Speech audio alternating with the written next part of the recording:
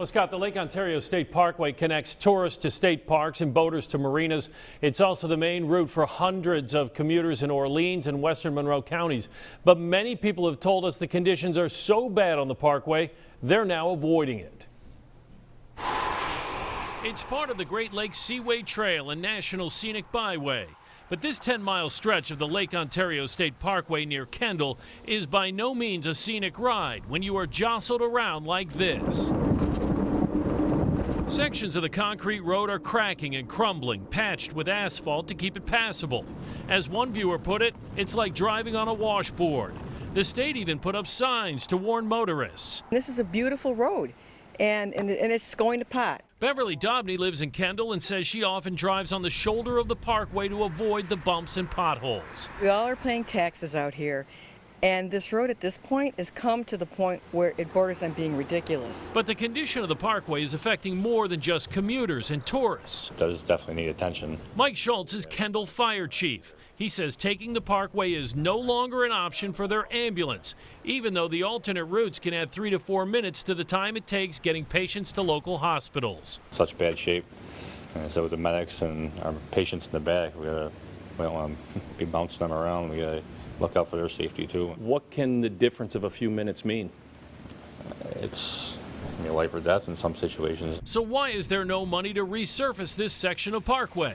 State DOT regional spokesperson Lori Marr tells me it's about prioritizing. It's in pretty rough shape. What is the DOT doing to address that road? Unfortunately, the amount of traffic that it gets and the use doesn't lend itself to compete well against the other projects. Marr says this stretch of Parkway only gets about 1,000 cars on it on a daily basis. If it gets to that point where emergency vehicles can't use it, is it then time to address it? Well, again, it's going to be a tough thing because we just don't have the resources to be able to invest in all of the entire highway system. State Assemblyman Stephen Hawley says don't blame the state DOT.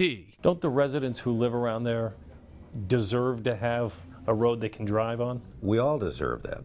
But there's a lot of money that needs to be funded for road and bridges. Hawley says the governor and the state legislature, which he is a part of, need to better fund upstate infrastructure.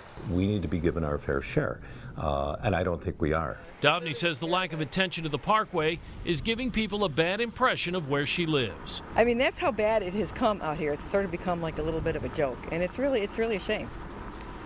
And we've heard from a lot of you on social media today. If you want to let the state DOT know how you feel about the Parkway, you can contact their Albany office at 518-457-6195. They also have a feedback page on their website.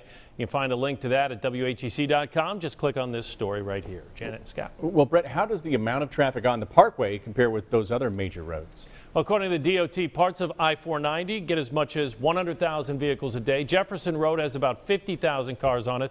Again, the Parkway has only about 1,000 on it daily, and that's down about 20% from a decade ago. But residents say if they improve the road, traffic numbers would go up. Makes sense. Yeah. All right, Brett, thank you for that live report.